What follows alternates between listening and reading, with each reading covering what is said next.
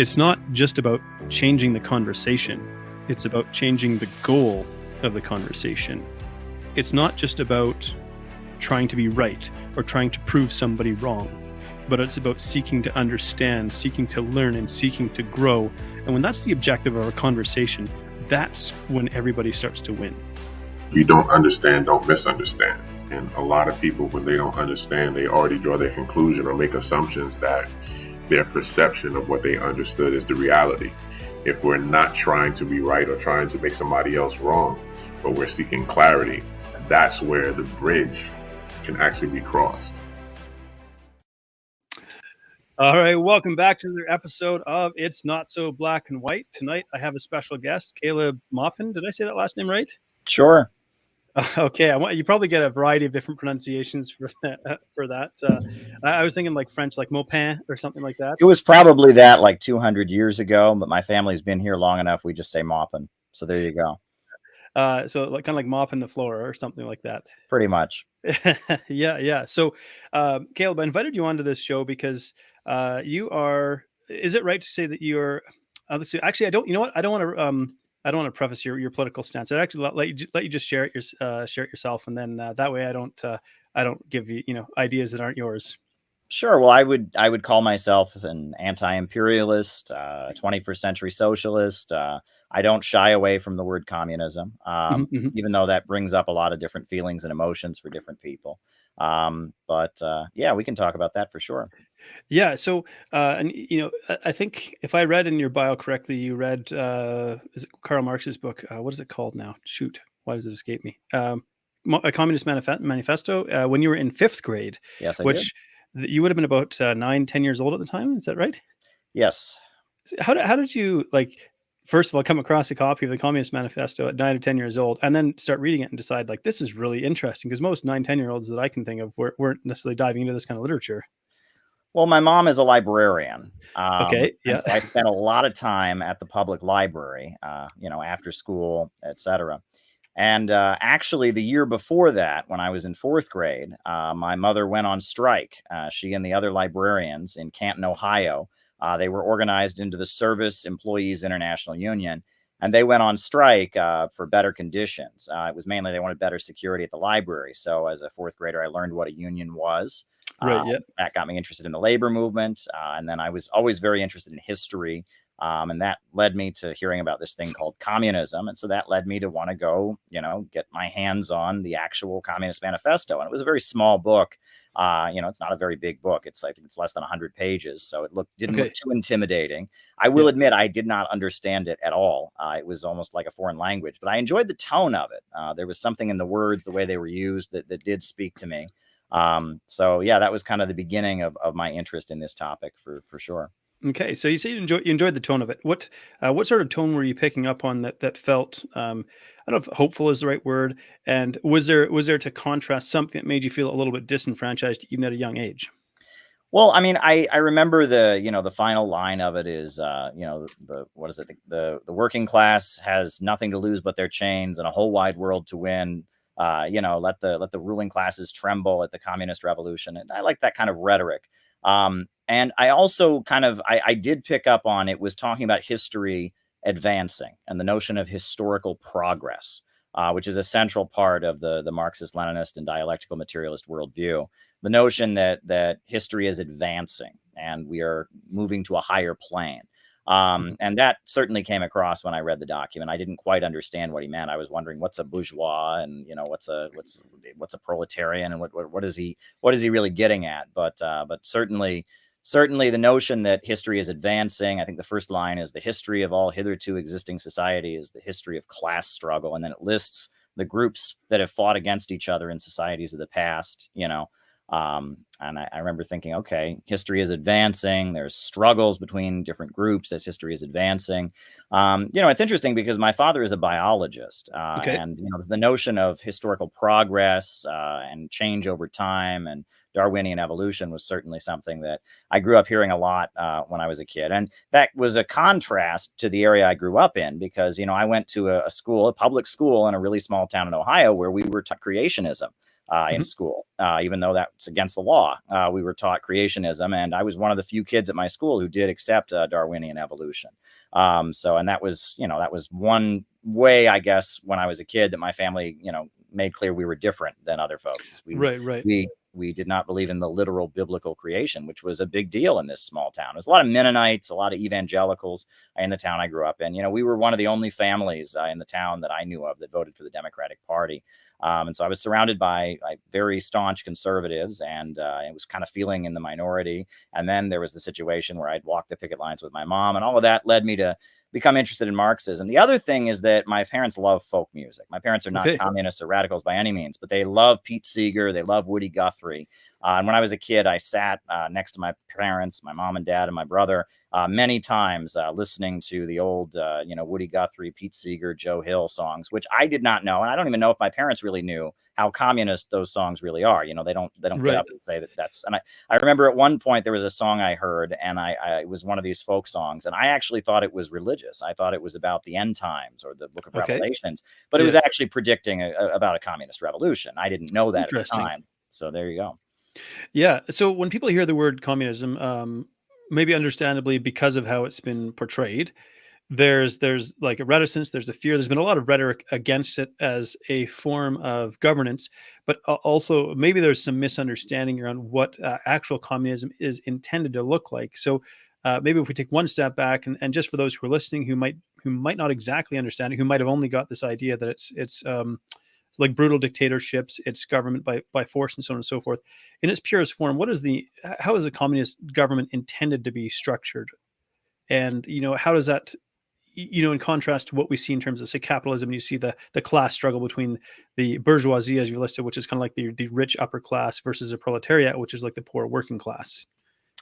Well, the ultimate goal of Marxism is a society with so much wealth and so much abundance and no scarcity and no lack of resources, just vast material abundance, so much abundance that the need for any state or coercion can fade away, that all social hierarchies and inequalities can fade away. I think Marx, he uses the phrase, he said, labor becomes life's prime want rather than a necessity, meaning a world where people work basically to keep from being bored, to entertain themselves rather than out of necessity. And that is the result of vast material abundance. And that is thousands of years in the future. I mean, that's some kind of high-tech futuristic society that we can't even imagine, right? It'd be like trying to explain to a caveman about, how our modern world works with electricity or gyms where people sweat and don't have to. That's the ultimate ideal. But the road to getting there is rational control of the means of production, right? We live in a society where production and the economy is organized for profit. We don't have houses because people need a place to live. We have houses so companies and landlords and bankers can make money. We don't have food so people can eat it. We have food so agribusiness and big box stores can make money selling it. The idea is if you get rid of the anarchy of production and the chaos of the profit motive, and you rationally organize the economy, you can increase the level of productive forces. And that capitalism has a built-in problem where technology leads to greater poverty, right? In systems of the past, people were homeless because there just wasn't enough housing. But under capitalism, people can become homeless because there's too much housing, right? In the systems of the past, people starved because there wasn't enough food. But in capitalism, we have a situation where people can actually starve because there's too much food. And more efficient the capitalists make the means of production. The easier it is to produce products, the less you need workers at the assembly line, right? And so fewer and fewer workers are hired. And the result is this is called overproduction, right? And this is the problem of overproduction. And that big long-term economic crises in capitalism usually come after a big leap in technological progress. And the computer revolution has created one of the biggest leaps in technological progress we've ever seen. And it's leading to a prolonged economic crisis. There are millions of people who have no place at the assembly line. They are making cars and iPhones and iPads and food products more efficiently than ever before, but they need fewer workers than ever before to do it. And that is the underlying basis of the economic crisis. And ultimately, the idea is that with the banks, factories, and industries organized to serve public good and not profits, with the economy being rationally planned and controlled, this contradiction can be overcome, and growth and technological advancement can walk hand in hand. We can rationally plan out the economy to be for the benefit of society and start working toward that ultimate goal of a stateless, classless world, which is very far in the future. But this is the road to doing it. Now, so far, the only countries that have adopted the socialist mode of production have been countries that haven't even fully gone to capitalism yet. They've been, countries in the developing world who have been living under the domination of Wall Street and London and Western banks and corporations that have kept them poor. So they've broken out of that system. They've taken control of their own means of production, and they've utilized central planning to industrialize and lay the basis, right? And so that's the very beginnings of socialism. But ultimately, socialism doesn't become what it's intended to be until it overtakes capitalism, right? Until it's a mechanism, a higher stage than the capitalism that we currently have. But if you look at what has happened in the countries that have had socialism, for example, China used to be one of the poorest countries in the world. Now it's the second largest economy in the world. And they did that with an economy where the banks and the factories and the industries are controlled by the state. The Soviet Union used to be, before the Russian Revolution, Russia was one of the poorest countries on earth, an agrarian economy. It was the Soviet Union that electrified it. It was the Soviet Union that created universal housing, wiped out illiteracy, built the modern university system, invented space travel, defeated the Nazis. If you compare Cuba to the way people live in, say, Jamaica or Honduras or Guatemala or other free market countries in the region, Cuba is heads and shoulders above them in terms of life expectancy and infant mortality, et cetera. So socialism has largely been a successful system. That said, the Soviet Union did fall. And the Soviet Union, their model of socialism, had some key problems. And if you look at countries like Cuba or Vietnam or China or even North Korea, they realized that we do need a market sector in a socialist society. You can't have everything be run by the state. However, you can't have profits in command. Capitalism is profits in command. But you can utilize market forces to strengthen an overall rationally planned economy to allow for that kind of growth. And Vietnam is another great example. If you look at Vietnam and what they've accomplished with their socialist-oriented market economy, again, they're utilizing the market to create what the World Business Forum called an economic miracle, because they laid the basis, they invested in the infrastructure, they have economic planning to control the market, and that's where socialism is at today. And Venezuela, Nicaragua, the Bolivarian countries are moving toward that kind of model. I would argue that Iran, despite the fact they denounce Marxism and they do it in the name of Islam, they have a more or less socialistic or anti-capitalist economy. There are many examples of socialism in the world today. And it's basically countries breaking out of the Western capitalist system, taking control of their economy, and utilizing state central planning to build themselves up. So, and I want to go back to something you said, because that was a fairly lengthy statement. So I'm going to go back to one thing, because I had a question.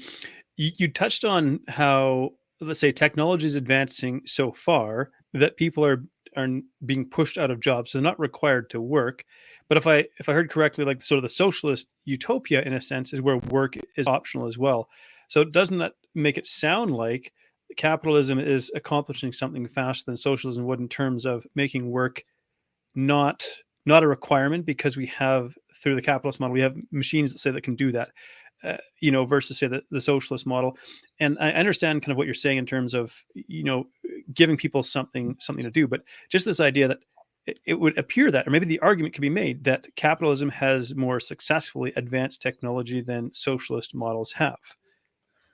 Well, there's a couple things there. I think the major difference is that under capitalism, if you can't sell your labor power to a boss, you have no means of supporting yourself, right? That's what kind of the definition of a proletarian, right? The capitalists live by owning. They own banks, they own oil wells, they own airlines, they own TV networks. But the working class, they live by selling their labor power. And if technology advances to the point that they can't sell their labor power, they're going to be poorer and they're going to struggle to get by, and you're going to have unemployment. So the idea of communism, where labor becomes life's prime want, is that there's so much abundance created by technology that it creates less of an obligation upon people to work, is the idea, right? I think that's the difference. But yes, capitalism has greatly advanced technology, but I don't think it's fair to say that socialism hasn't. I mean, again, who invented space travel? Who invented the AK-47 rifle? Who invented LED lights? There are many great inventions in socialism. And if you look at the 1980s and the computer revolution, the Soviet Union had a lot less resources to invest in their computer research and technology, but even they had great breakthroughs. And many people marveled at the fact they developed their own home computer system in the 1980s. They could have, if they'd had the ability to mass produce it, they could have had basically the equivalent of what Apple was doing at the time. And this idea that the state and that state planning doesn't create innovation. One of the biggest pet peeves of mine is there's a meme I've seen many times, and it's like it has a picture of an iPhone. It's like, someone with an iPhone, how can they believe in socialism? iPhone's the proof of the greatness of capitalism. Well, the LED screen on your iPhone, that's a Soviet invention, LED lights. The first mobile phone in history was actually patented in 1957 by Leonid Kaprianovich in the Soviet Union. And the first satellite, right? If your phone uses satellites for GPS, the first satellite ever launched into orbit was Sputnik, also from the Soviet Union. And if you look at some of the greatest phones, the most efficient phones today are being created by Huawei Technologies, which is technically a private company that's directed by the Chinese government. It's technically a cooperative, like a worker cooperative under Chinese law, but it's basically a wing of the Chinese military. And they're making, smartphones that are much more efficient. So that meme is just completely bunk. I mean, it just depends on people's ignorance of the topic. Yeah. Now, so if let's say after World War II, I don't know if you would say that like this, where the Soviet Union was and where the US was technologically, because they're the two that often get sort of compared, right? That's your capitalist superpower against your communist superpower. I don't know, sort of paradigm people want to compare. And you say, okay, well, the Soviet Union was ahead in terms of, okay, they got the space shuttle and, up first. They had a mobile phone or some sort of mobile technology ahead and so on. How is it then that the US under the capitalist system was able to kind of leap ahead where the Soviet Union crumbled? So what sort of, because people would look at that, I guess they might ask that question, okay, well, why did then the Soviet Union crumble and the US seem to sort of explode in terms of wealth? And, and I'm asking that question maybe independent of sort of wealth distribution at this point, because I understand that's a problem that we have. And we'll definitely touch on that as well. Well, I wouldn't say the Soviet Union was ahead. I mean, in terms of life expectancy, they still weren't up at the level the United States had. They still had a lot of regions that were being electrified. And I mean, they weren't ahead of the United States. They were nowhere near the level of technological development the United States had.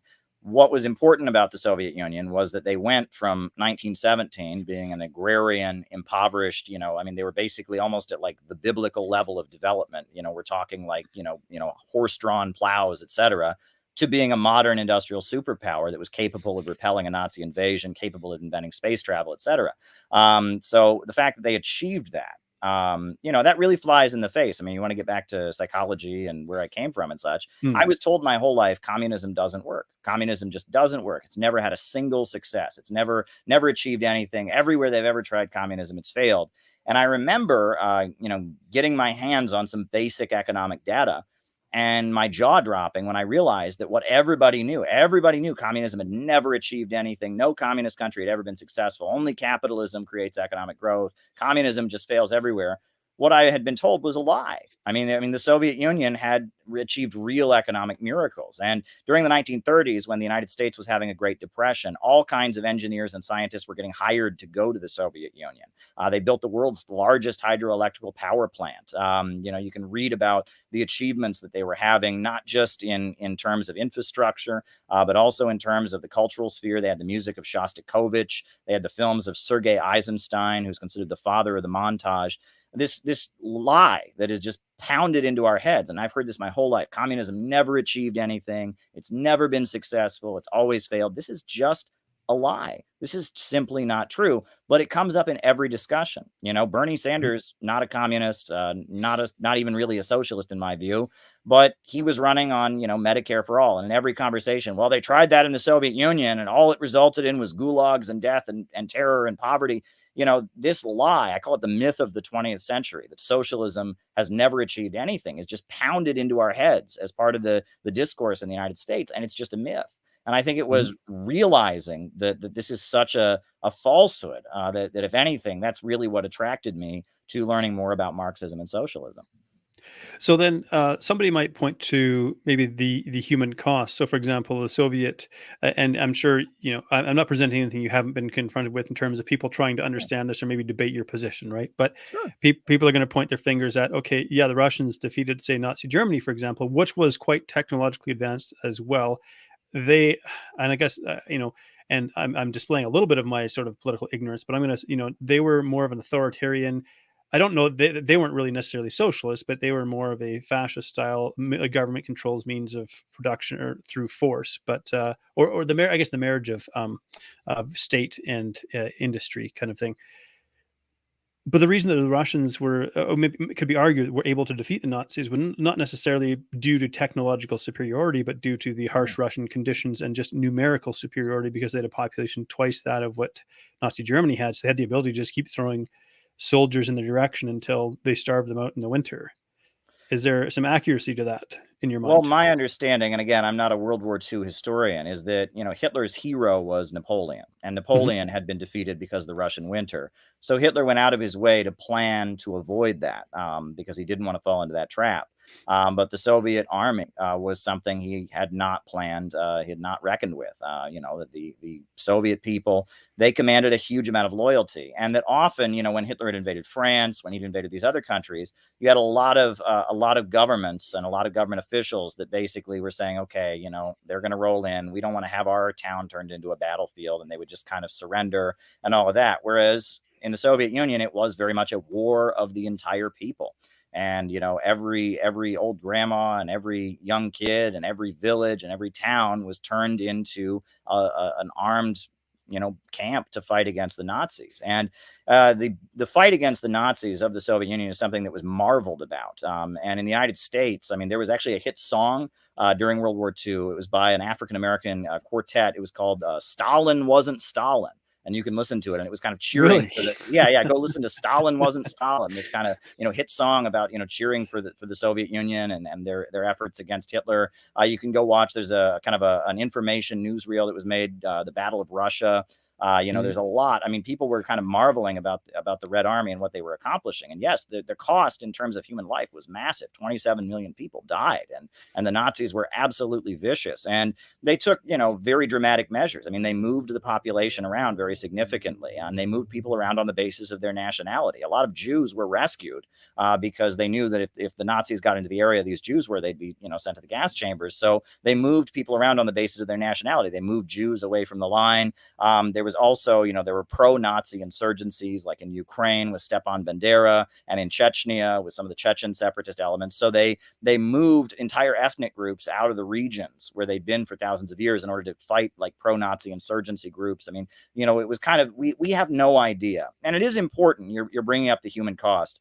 I want to be absolutely clear that while I admire what the Soviet Union achieved, at the same time, we can't really relate. I don't advocate the creation of the Soviet political system in the United States or anything like that. That would be outrageous. We have no idea the conditions that these people were up against. These were very much kill or be killed, desperate conditions of poverty, people fighting for their lives.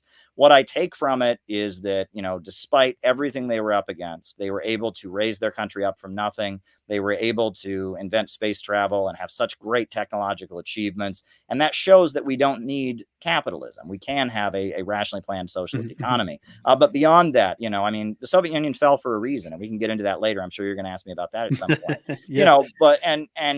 Obviously China is not the Soviet Union, and they've adjusted their system to be much more efficient.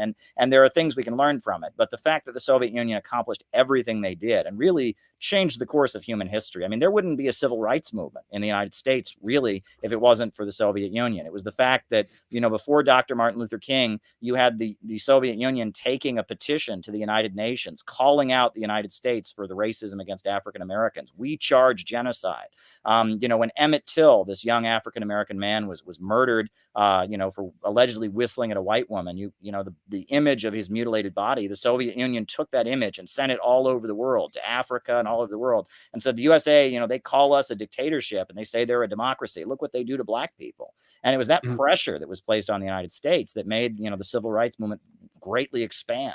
And I mean, you can talk about a lot of things in the United States. We Americans have directly benefited from the existence of the Soviet Union. I mean, when they talk about the good paying industrial jobs that used to exist in the auto plants and in the steel mills, Well, that was because they had militant unions that were created by communists. And those communists leading huge militant strikes during the 1930s and even after the war in the late 1940s, with the Soviet Union existing as kind of their ally, that's what forced, concessions to be granted, that created the good wages that once made, Detroit the prosperous motor city it once was, et cetera. So, we Americans have directly benefited from the existence of the Soviet Union. And since the fall of the Soviet Union, our living standards have been going down, right? We've had more privatizations, more cutbacks, et cetera. Mm-hmm. And so people might they might hear you speak. You're quite young. I asked beforehand because you're youthful looking. You're 34 years old at the time of recording this, and they would think what do you know? Being as young as you are as well, you have a limited scope of kind of life experience, and so maybe the question would be then, okay, well, if, and I'm sure you could ask this one too, if let's say communism or socialism is so good, why continue to live in the U.S. when there are socialist options out there? And I understand. Let's say it's not necessarily an entirely fair question, but I'm sure you get asked this question: why not go live in these countries if there's such a socialist paradise, so to speak? Because I love my country, because I'm a patriot, and capitalism is destroying the lives of America's working families. I told you I'm from a small town in Ohio. I believe it's up to 4 people that graduated from high school with me, who have died from opioids. And my small town, it's where Smucker's jelly is made. There's like a dairy plant there. And there's also there was a company that made auto parts, and the devastation that they have endured. It was much more prosperous. When I was a kid there in the 90s, it was quite prosperous. But I look at what has happened to my hometown and hometowns like mine all throughout Ohio and Pennsylvania and Michigan and Wisconsin and the Rust Belt of the United States, and I see how living conditions are going down. It shows me that the American working people need to realize their enemy is not in Russia. Their enemy is not in China. It's not in Iran or Venezuela or Cuba. Their enemy is on Wall Street. Their enemy is in the Pentagon. And that the future of the American working class is intrinsically tied up with the people of the world, right? There's no independent destiny for American workers. And that ultimately, if we're going to get a better life for the American people, we have to realize that we share a common destiny with people around the world that are struggling for their national liberation and for socialism against Wall Street. And that, sure, for a time, you could argue that imperialism and this global capitalist system where American banks and corporations dominate the world, sure, it benefited average Americans at one point. But now, with the computer revolution, and they basically have decided they don't need this, what they used to call the labor aristocracy, or this well-paid layer of industrial workers in the homeland anymore. That's basically been stripped away altogether.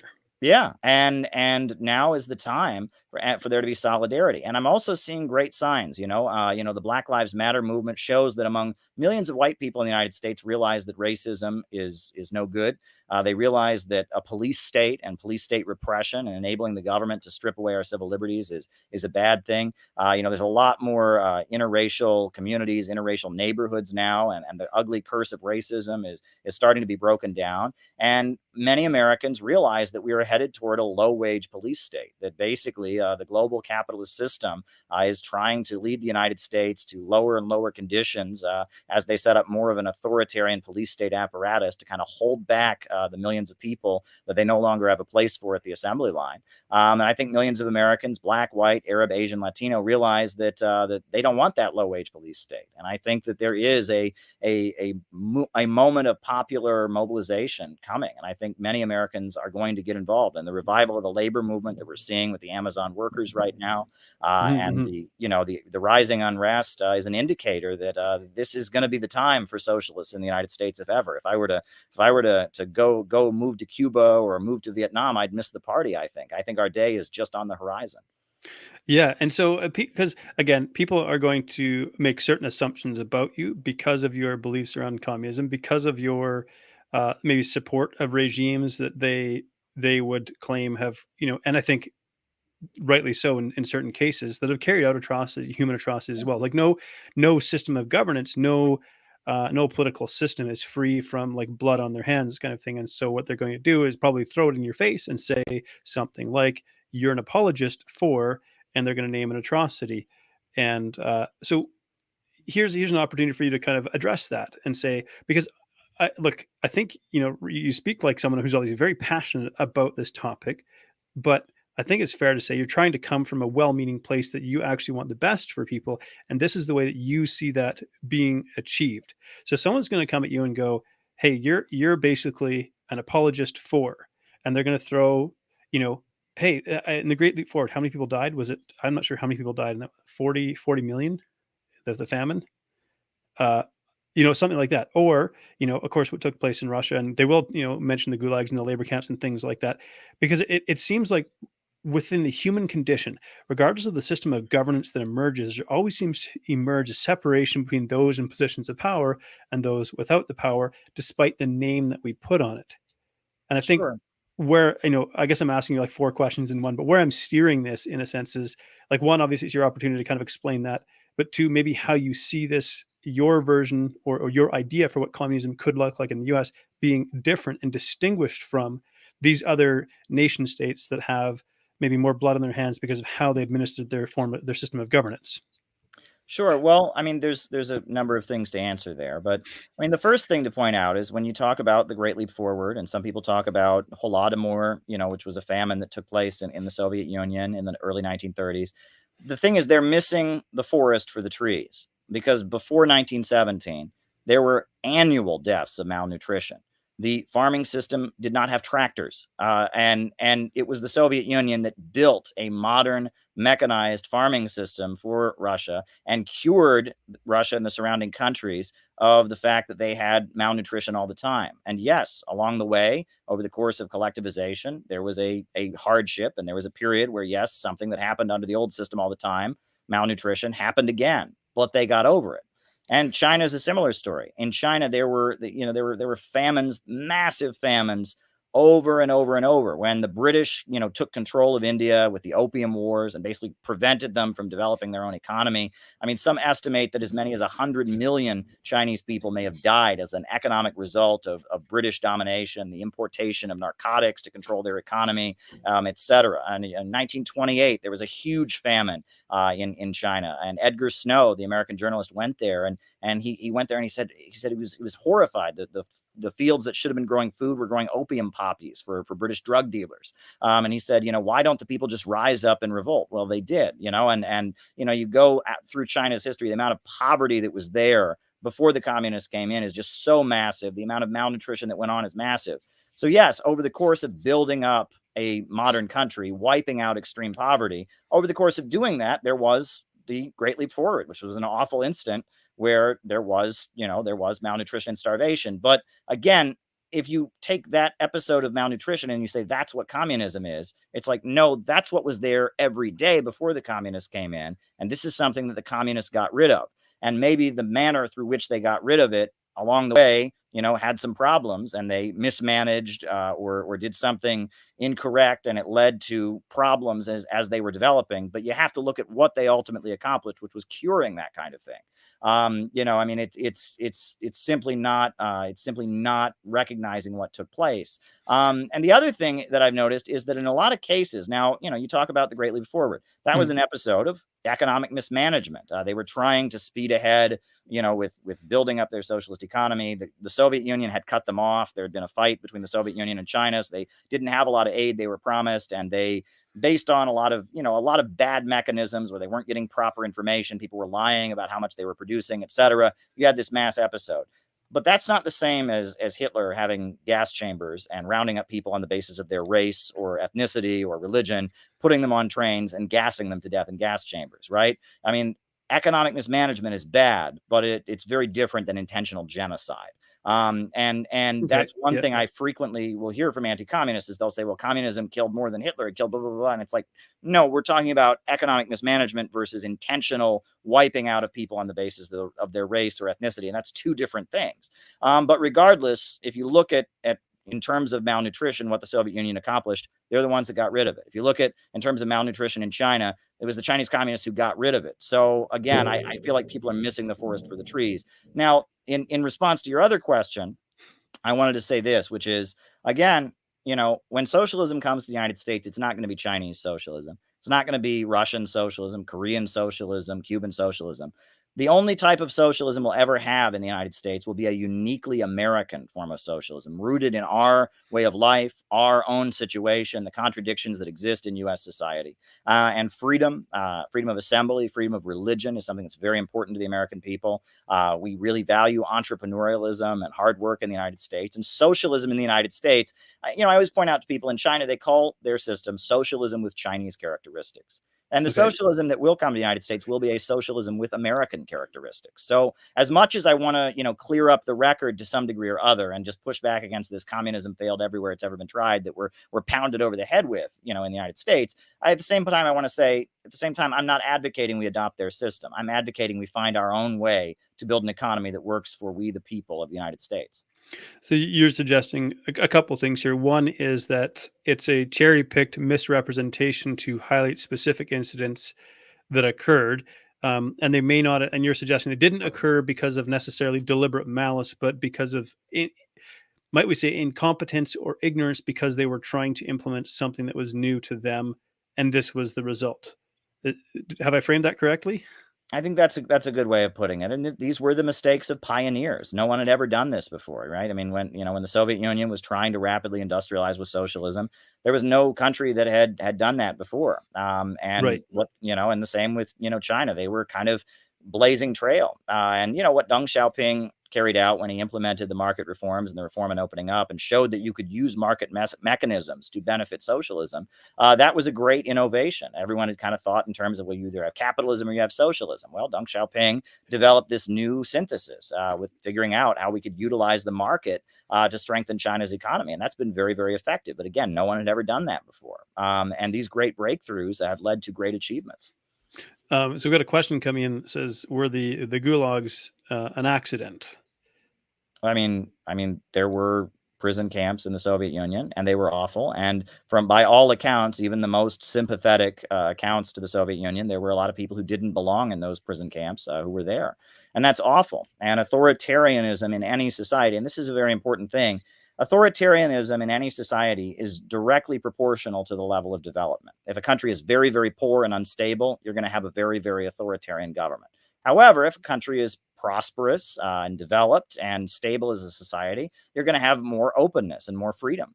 And that's how these things work. And that, if you want to get rid of things like gulags, if the Soviet Union had been allowed to develop and build itself up and become more prosperous without the threat of nuclear war hanging over their head, without the constant invasion and attacks on them, I believe it would have been a much more open society and free society than it was. But again, we like to moralize this. And this is one thing we hear a lot in Joe Biden's speeches. He makes it sound like there are good countries that have freedom and then there's bad countries that don't have freedom.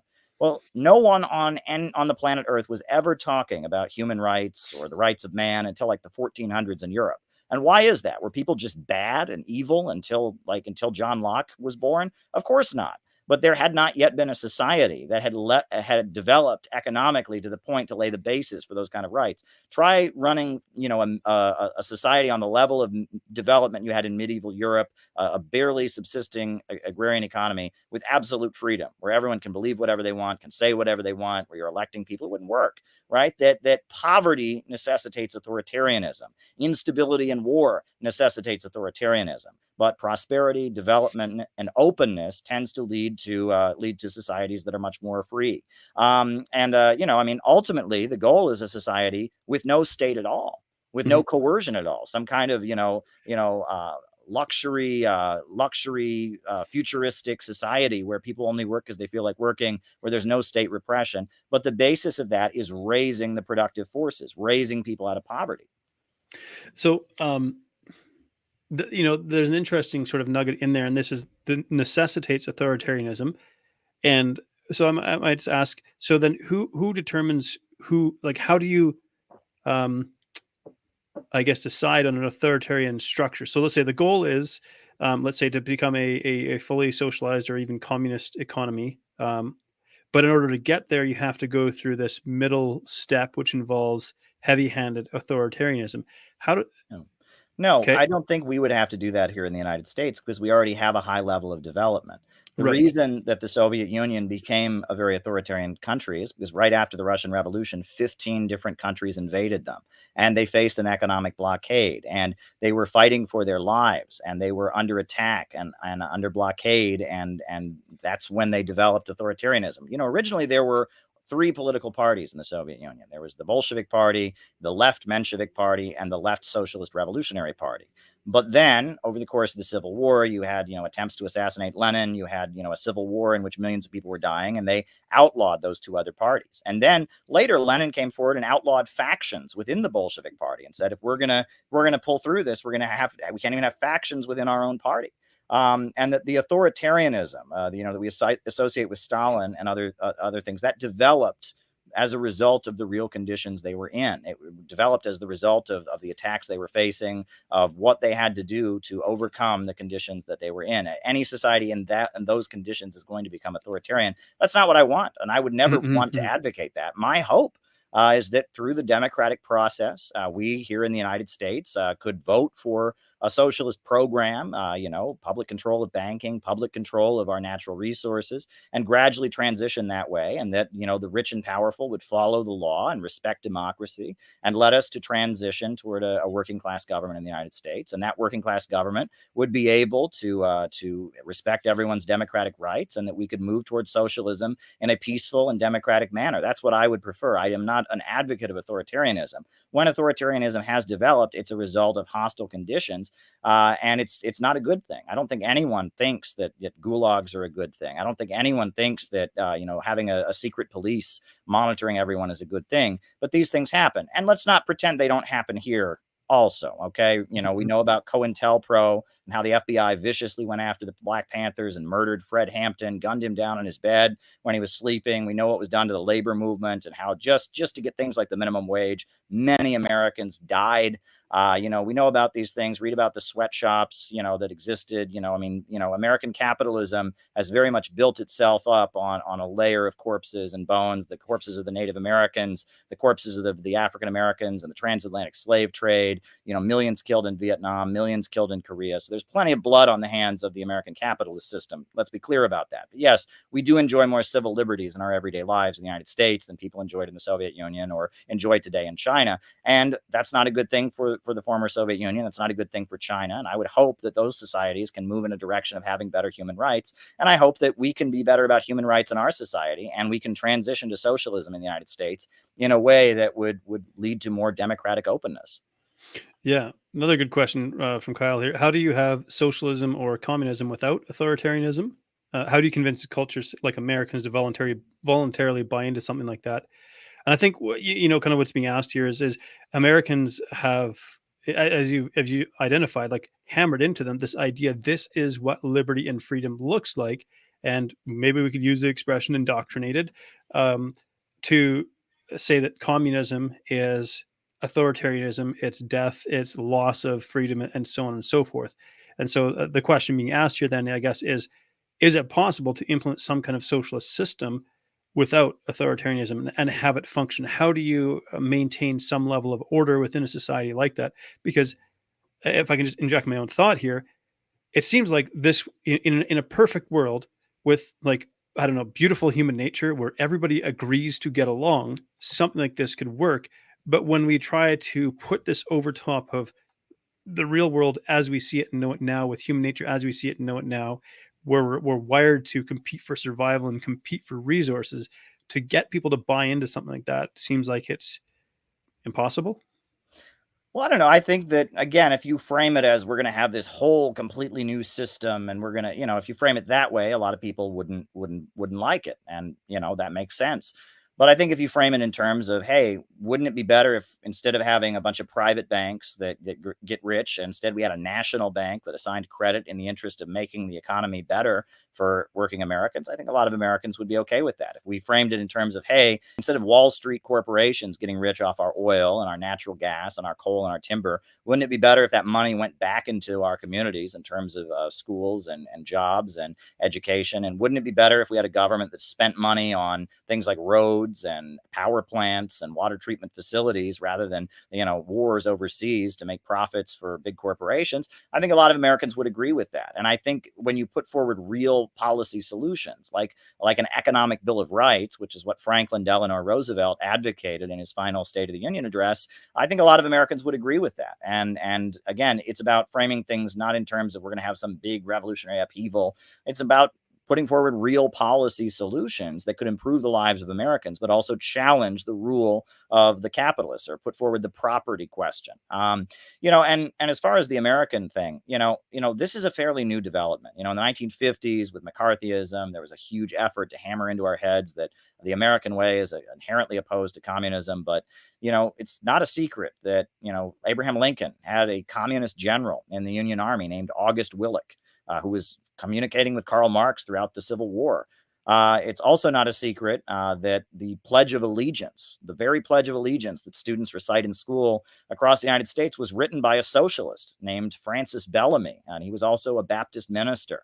The first person to use the word socialism in the English language was Robert Owen. Now, he was from Wales, but he moved and spent most of his life in Indiana, where he built a socialist community called New Harmony. And he was actually invited to give speeches to joint sessions of Congress about socialism.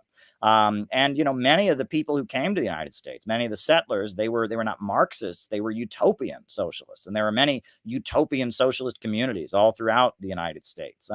And I do believe that despite the fact that we value hard work and innovation, at the same time here in the United States, I don't believe that we are sociopaths. I don't believe we're a country of people that are indifferent to other people's suffering. I think a lot of Americans, that they really do want to help other people. And when they see what's going on in this country, when they see the mass homelessness, those homeless encampments out in LA, and they see what's going on, and they're moved and they want to help their fellow Americans. The idea that we could work together in a way that, the success of one could be the success of all, I think that's not something that's foreign to the United States.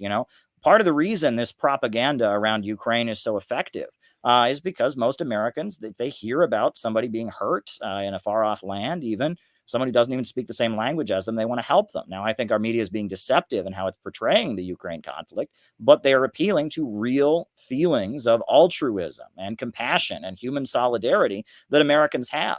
And that while we are always a country that's valued hard work and entrepreneurialism, we talk about a nation of immigrants. Some of us were brought here in chains. Many people in the Southwest of the United States, they say we didn't cross the border crossed us. Because Right.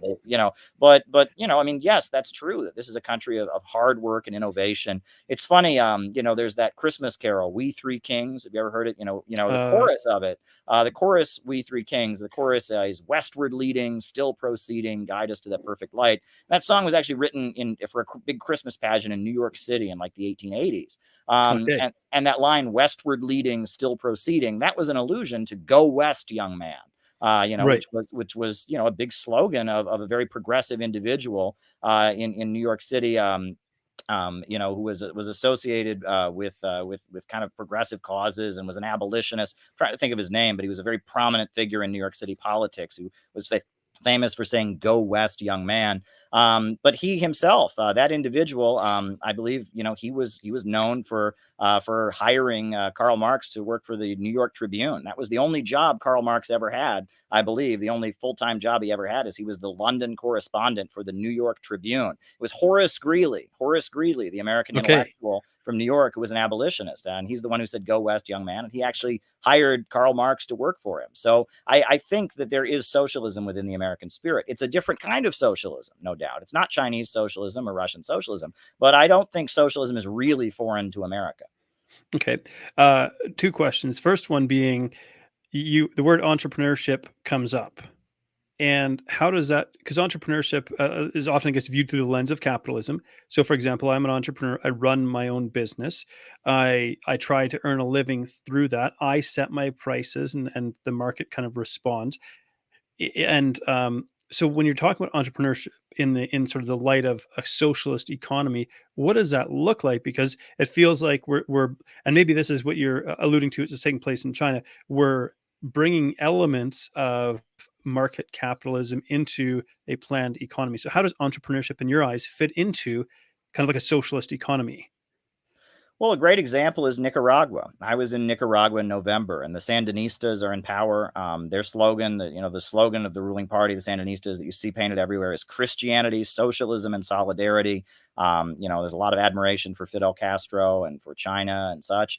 But one of the greatest successes of the Nicaraguan socialist government is the micro entrepreneurship program that they've created. And I met many Nicaraguans who had been empowered by the socialist government to start their own business with loans that are given out at the community level, where the state loans and subsidizes people who want to start making their own hats, or people who want to start weaving their own baskets. And the socialist government empowers people to do what you've done and become entrepreneurs, and it empowers them.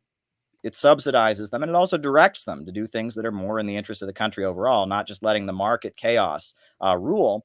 And that has been one of their most successful programs. And it's resulted in a lot of poverty alleviation, letting people become entrepreneurs, helping them do it, but also directing them and using the incentives of state subsidies, et cetera, to guide the market in a way that benefits the nation overall. And there are similar programs in Vietnam. And if you look at what China's done, I mean, a lot of these mega corporations like Huawei Technologies, they are, again, private corporations started by an entrepreneur, but that entrepreneur was guided, directed, and aided by the state in order to help aid the overall vision, the overall economic plan. In China, they have 5-year economic plans, kind of like the Soviet Union had, about what would benefit the country overall. And I think that's a brilliant way of doing things. And that's an innovation. And I think if the Soviet Union had been able to figure out how to do things like that, in the 1980s, they might still be around. Unfortunately, they tried to adjust their system and they collapsed, whereas China has been constantly reinventing their socialism. And part of it has been enabling market mechanisms to benefit the overall planned economy. Now, so this brings up a question, and Kyle, who's tuning in live, I appreciate him bringing forward some more questions. Isn't that just the state picking favorites? And isn't that the problem with the U.S.? And maybe this is similar to the question that I had in my mind as well. So, because I think under the communist, if I could refer to the communist utopia, I'm not trying to strawman you, but Sure. The communist utopia that you've described is almost like a stateless existence of we're all more or less kind of at the same level in an ideal world. But right now, what we have is a system of governance, and how do we get these people into power? How do we create checks and balances on that power so that there isn't the corruption where the state is saying, well, we favor you, but we don't favor you? Because it sounds like, might I say, idealistic language to say that Huawei was started by an entrepreneur but guided by the state. Was it guided by the state, or was it heavy-handed? You do what we tell you. You don't really have a choice in this. Was there freedom taken away in order to grow into what it was? I think it goes both ways. That on the one hand, the state created many opportunities for companies like Huawei, but on the other hand, yes, there was pressure on them to do what the state overall says, and there are no property rights. Even private companies in China don't operate according to the market logic. At any point, the state can come in and say, "You're doing this." But I think that one way that I've put it before is I've said, in the United States, the corporations control the government.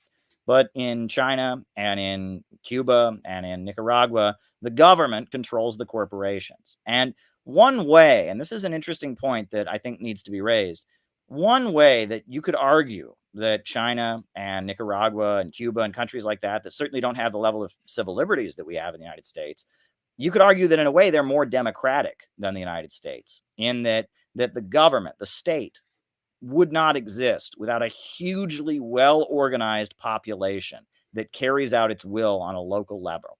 In Cuba, every neighborhood has what they call the CDR, the Committee for the Defense of the Revolution, and every neighborhood, every block is organized by people on a local level who are following the Communist Party line and feel it is their duty to enforce and carry out the goals of the Communist Party. The Chinese Communist Party has 90 million members. Every apartment building has a party member in it. Every neighborhood's got a party committee, and they have activated their population. The population of China, the population of Cuba, the population of Vietnam are way more involved in politics than the American population are. We go to vote once a year or something, but they have every neighborhood, every block. In Nicaragua, they call them citizens' power councils, where people are involved in the process of governing. And it's that state that depends on kind of a revolutionary, well-organized population, and that state that depends on that well-organized population asserting its control over corporations. That's how you have a government that controls the corporations and not corporations controlling the government. And so I think that's the difference there. And in a way, that is more democratic. That is more enacting the will of the people. If the American people weren't really interested in politics, Joe Biden would stay in power because the rich people who support him would keep him there. But if the average Cubans decided, you know what, screw it, we don't care, the Cuban government would fall very quickly. But it doesn't, because there's a well-organized population that takes direction from the Communist Party and keeps them in power and carries out their wishes on a local level. So that does sound a little bit heavy-handed in one sense, or maybe it can be interpreted as being heavy-handed in the way that you describe it, because you mentioned, let's say, the party line, and it's like, what happens to dissidents in the system who say, I'm not satisfied with my lot in life. I'm not satisfied with the way this is going. I see opportunities that are not being taken advantage of. I want to do something different. But now party members come along and go, I'm sorry, but you have to toe the party line if you wish to be a member of this society. So I think that's where somebody might argue it feels like there's some heavy-handedness and authoritarianism that's taking freedom away. Well, I think that was one of the big problems that the Soviet Union had, was there were a lot of people that really felt stifled. They worked at some state-run steel industry, or they taught at a state university, and they thought, my skills could be better utilized opening my own business or working in a private sector and inventing something new, and I have to go through this turgid bureaucracy that's going to hold me back. And that was a big problem that they had. And I think the heavy-handed state repression also contributed to that, because people were afraid to debate politics, right? I mean, there was just kind of the ideas of the Communist Party, these kind of vague ideas that were out there, and no one wanted to talk about politics because, if you said the wrong thing, you might get dragged away in the middle of the night. And so people didn't really understand the ideas. And I think if you look at 21st century socialism, the idea is more, if somebody doesn't want to work at a state-run steel industry, or let them open their own business, let them, go into the private sector. There's no need for everyone to be in the state sector. And on top of that, there's a feeling that rather than having the government disappear people in the middle of the night because they disagree, have people debate them, have people argue with them, people engage them, and politicize and educate your population to the point that they are not threatened by people having the wrong idea, that they can debate them. And I think that is much more the 21st century socialist model. But the way the Soviet Union was, again, that developed as a result of things like World War II and being surrounded and being attacked. And they developed that very, very authoritarian model, but it obviously had big problems and led to their downfall. And 21st century socialism is largely an adjustment trying to correct those mistakes. Right. Okay. So, in one sense, again, it sounds like a place like Cuba maybe is being described as a utopia. Okay, they've got better, and so on and so forth, like maybe better medical care they've got, and so on and so forth. But there's obviously, we know there's a lot of Cubans that say try to get to Florida on the life rafts and things like that. What do they see in the U.S. that they can't get in Cuba? And, okay, yes, we're picking on communism. We're picking on a small country that's probably been economically stifled by their elephant-sized neighbor to the north. But at the same time, people aren't like fleeing to get to Cuba and saying, I want to live in this communist utopia. They're leaving Cuba. What sort of flaws does that highlight in sort of in their model there that you wouldn't want to replicate in what you're trying to describe over here in North America? Well, I think there's a couple things that you need to look at. I've heard this my whole life too, about people fleeing on rafts, etc. Along the U.S. border, there are all kinds of people fleeing. Mexico, fleeing Guatemala, fleeing Honduras. And what they are fleeing is the results of free market policies that have been imposed on those countries, right? Those countries have basically, they've adopted free trade. They've, the North American Free Trade Agreement and the IMF and the World Bank. And there are far more people trying to flee the results of free market capitalism and get into the United States than there are people trying to flee socialism in Cuba and get to the United States. The other thing that's worth pointing out when you talk about Cuba is that one of the main group of people who defect in Cuba are people with medical degrees. Because if you go to medical school in Cuba, it's free, right? You go to medical school in the United States, you go to college, you're going to have student debt for the rest of your life. But, in the United States, in Cuba, you get that free medical care or that free medical degree. You get there at university.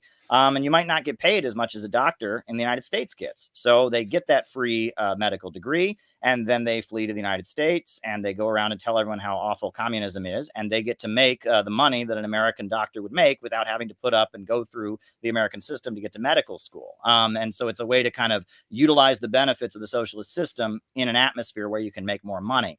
But one thing that I always point out, and this is an example that must be pointed out, right? Libya under Gaddafi was a socialist country. It was, they called it green socialism, Islamic socialism. And when Gaddafi was the leader of Libya, Africans from all over the continent were trying to get into Libya to get some of the jobs from the prosperous oil wealth. They had the highest life expectancy on the African continent. And Gaddafi had a policy that he would give any African employment if they came to Libya. Now that Libya has been bombed into joining the global free trade system, now people are drowning on rafts every day trying to get out of Libya, of the hell that NATO created with their bombing and with the free market. So that example of people leaving, Cuba, it is just not representative of the whole situation with global migration. People leave countries all the time for all kinds of different reasons, but I think that's not an accurate representation of why people migrate. Right. So then, and again, obviously I'm creating a hypothetical here. Why would it sounds like it would make more sense to, let's say, go to Cuba, get your free education, and then come back to the US, work under capitalism, and then enjoy a much higher standard of living? Because it sounds like what you're saying is people are coming here because they can make more money, so they can enjoy a higher standard of living than they could get under a socialist economy. Am I framing that correctly?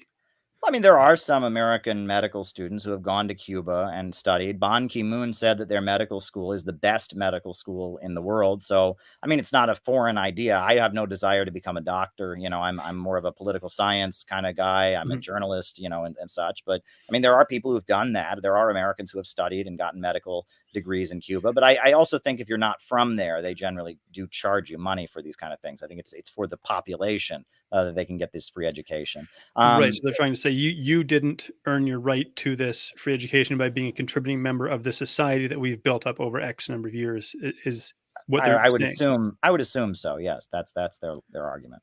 Yeah. So, and obviously to some degree you have political aspirations. I don't know how high they go, but I'm going to go on a limb here and say you're politically ambitious. And, do you have you traveled and spent time in communist countries like Cuba, China, Russia? Have you kind of experienced day-to-day life and spoken to everyday citizens in those situations? And if so, kind of what was that experience like? Because obviously on the street talking to ordinary people, you're going to get a very different picture than because we know that media tends to frame things in whatever narrative they're trying to spin. Media is beholden to whoever pays the bills. If that's, I think I read a stat, something like 75% of all cable television advertising now is pharmaceutical advertisements. So not just it's 75% of all ads, which to me seems insane. But anyways, I digress. That's just to say that TV and media portrays things because they're beholden to whoever pays their bills. So have you, as a journalist or just as an interested political scientist and student of this, gone to these countries, spoken to people, spoken about their living conditions, and said, if you could choose to live here or in the US, where would you choose to live? And sort of what sort of responses would you get? Well, it's interesting. I was in Venezuela in 2015, which was when the sanctions were really hitting them very badly. Toilet paper was very hard to come by at that point in Venezuela because of the US sanctions that had been imposed.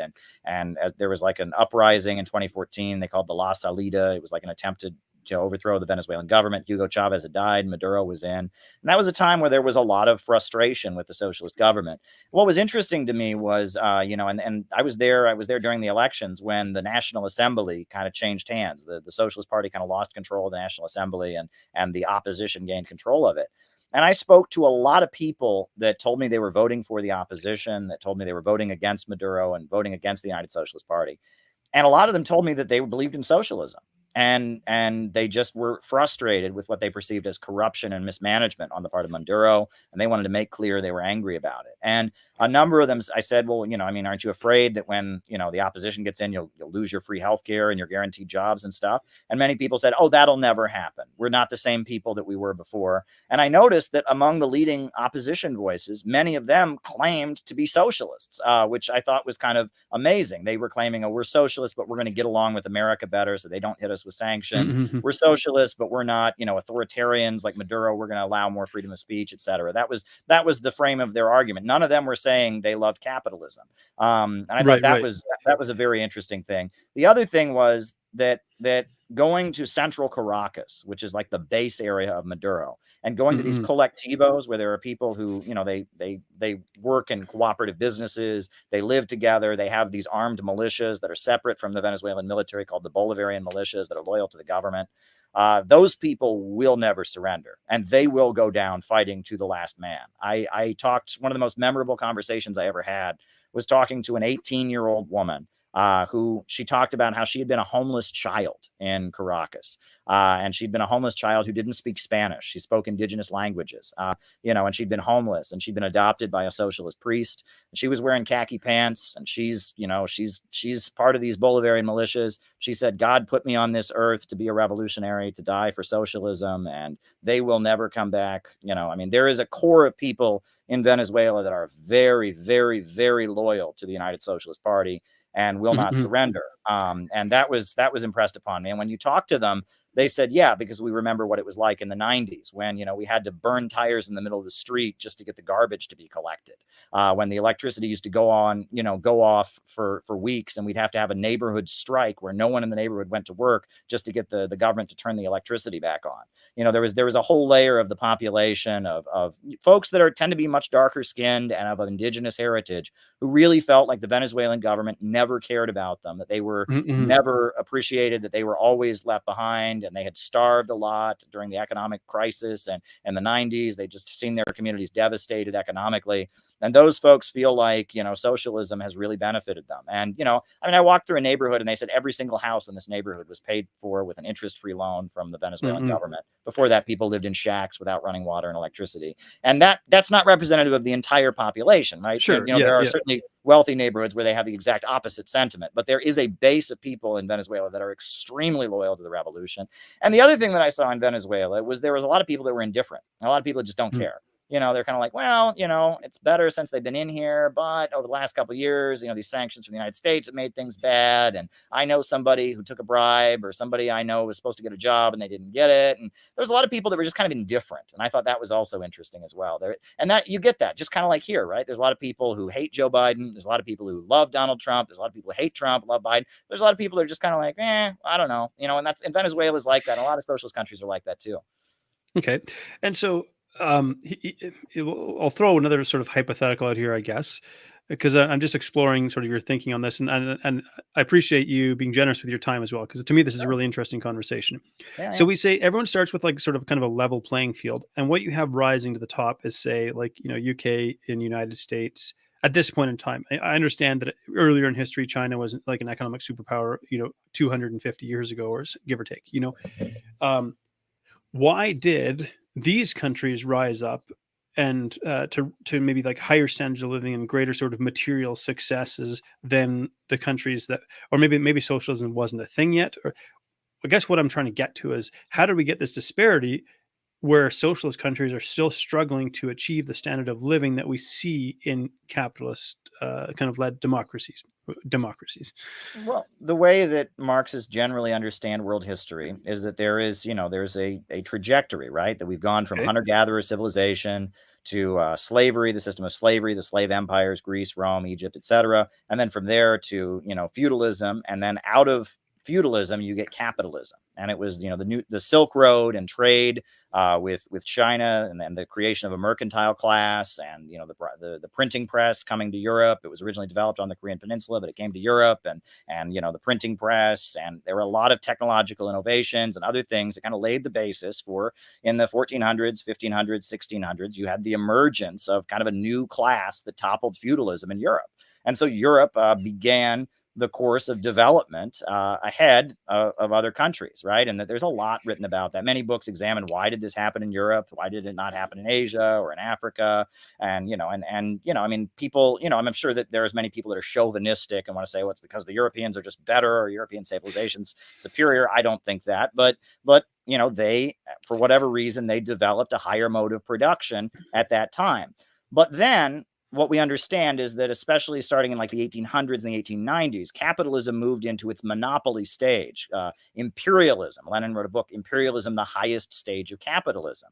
And when capitalism entered its monopoly stage, the main way that capitalism dominated the world was by preventing countries in Africa and Asia and Latin America from developing. It was keeping them in poverty. When the British went to India, they saw all these people that had been weaving for thousands of years. They burned all the looms down and they forced them to import their cloth from Britain. You know, the people in Mexico, they've been growing food since long before Christopher Columbus ever showed up. But now, because of NAFTA and the subsidies of American agribusiness and the fact they're not allowed to have protections for their domestic industries, now Mexico imports most of its food from American agribusiness, right? And that's how capitalism in its monopoly stage works, is it prevents development in countries across the world, and it holds countries in poverty. So the countries that have adopted socialism, the primary reason they've done it is just because of that. They want to break out of that, and they want to start on the course of independent economic development. They want to build their own steel mills. They want to build their own power plants, et cetera. And so that's why they're starting on a lower level, because they're having to break out of imperialist domination. So it could be argued then that to at least it's more efficient. It will, the rising tide raises all boats, that sort of rhetoric that you might hear, but just that at least in the short term, it's led to greater material wealth, higher standard of living. And so if maybe there might be the argument made then that if we try to implement some sort of socialist system, that we're actually going to see potentially a reduction in standard of living. Albeit I say that with kind of this thought that, well, gee whiz, we're kind of seeing a reduction in standard of living from when I was a kid or when my parents, and so on and so forth. And so do you see in the future a time where socialist economies or socialist organized societies move ahead of or leap ahead of capitalist organized societies? Yes, I do. And I think what we're seeing now with kind of the economy of the United States floundering and the living standards going down, and I mean, we're unpaving the roads in a number of different states in the United States right now.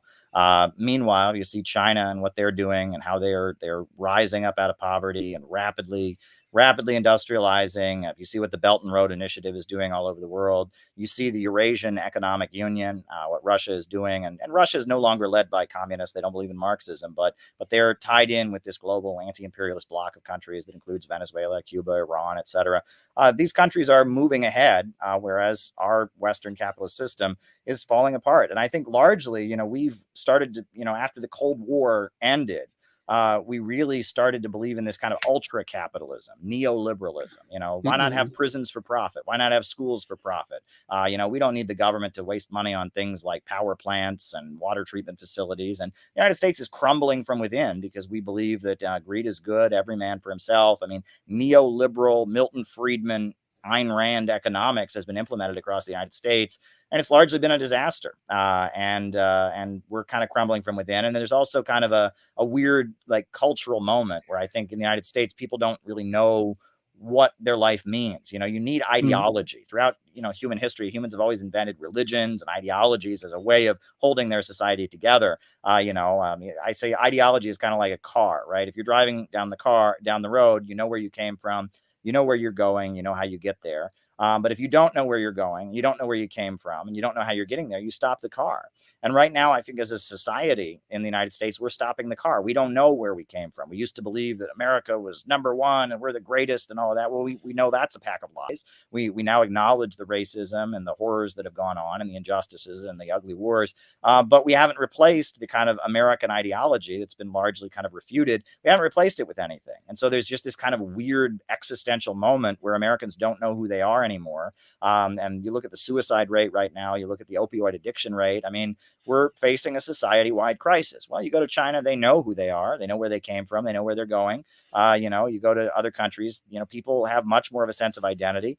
And the economy is continuing to speed ahead, led by the state. So I do think we probably will reach a point where socialist economies will eclipse the U.S. economy. It'll probably take some time because we're pretty far ahead. We've been developing, since for the past 200 years. These countries just started on this course of independent economic development recently, and they faced a bombard of Western capitalism. But I think we will face that at some point in the future.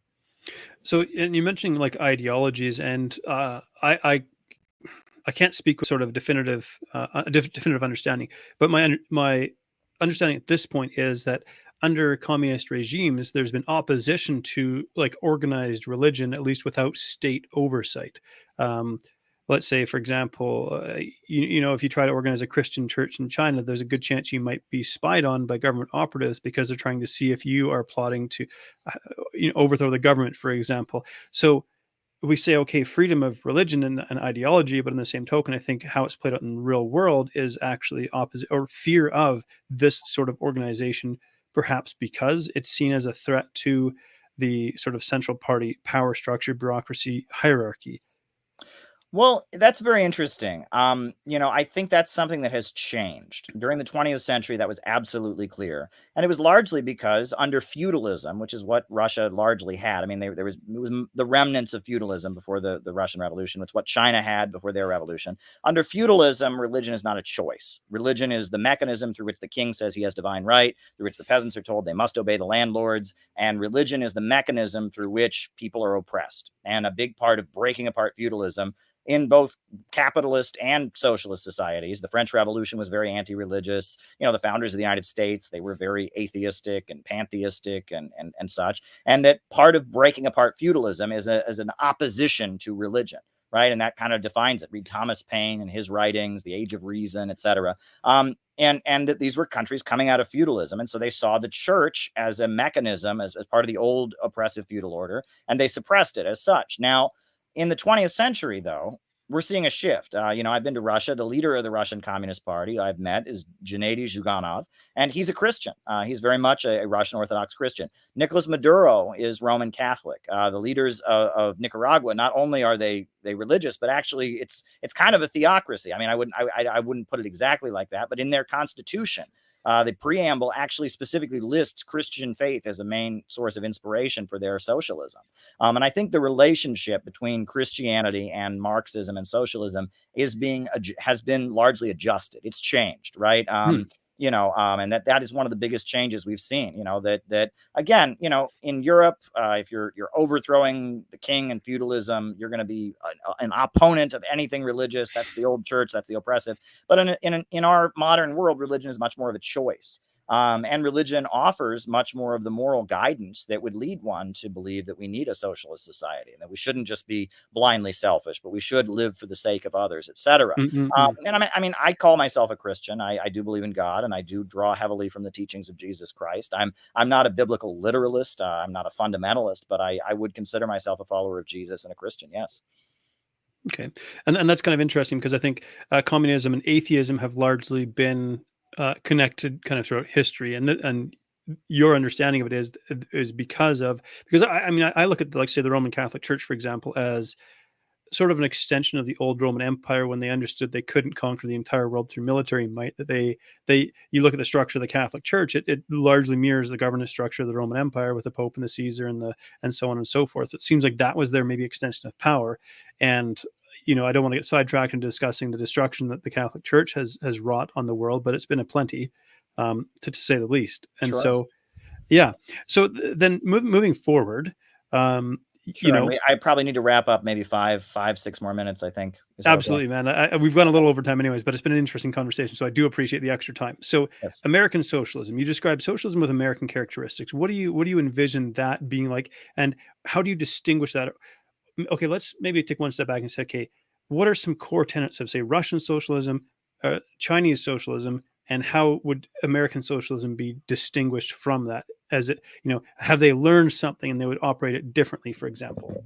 Well, I think the point is that for socialism to ever come to America, it would have to be coming as the result of millions of Americans becoming politically active, wanting that socialism and fighting for it. And that in and of itself would make it unique. It would be to address the needs, desires, and aspirations of those millions of Americans who come into motion politically and force that kind of socialism to exist. And that would be different than what the Russian mass movement created when they overthrew the Tsar and established the Soviet Union. And that would be quite different than what the Chinese Communist Party, what they created. In China, it was largely the demand of redistributing land to the peasants, and it was the fight against the Japanese invaders that laid the basis for the socialist revolution. In Russia, it was opposition to World War I and the feeling that, the World War I was not a good war. The peasants needed land, people needed food, and they needed to sign a peace treaty and get out of World War I.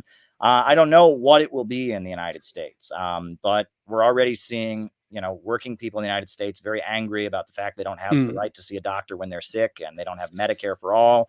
We're seeing, anger about the crumbling infrastructure in the country, and that there will be issues, that polarize the American people, that will bring millions of American people into motion to kind of build the kind of socialism that they would want. And this is a really important point, because socialism, often when I do interviews like this, people want me to play SimCity. You ever play SimCity? And they want me to draw up the blue point.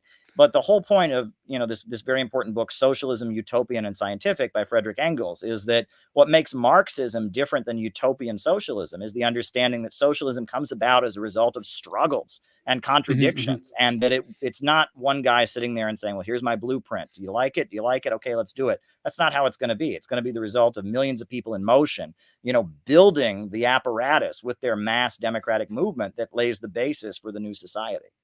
Yeah. Well, Caleb, I greatly appreciate your time. It's been a fascinating conversation. You've been gracious in terms of fielding my questions. I appreciate that. It's certainly been enlightening just hearing your perspective. So thank you for being generous with your time tonight. Absolutely. It was really a pleasure. And thank you. We've created a foundation of basing who we are on the response we get from people. People are expressing to somebody else out of the dislike maybe for themselves. When you can respond with compassion, you've learned to develop a certain amount of love and respect and appreciation for yourself. Compassion allows us to look at these things and to see them as they are, with a desire to understand without the need to judge. And in that space, that's where we create powerful transformational change.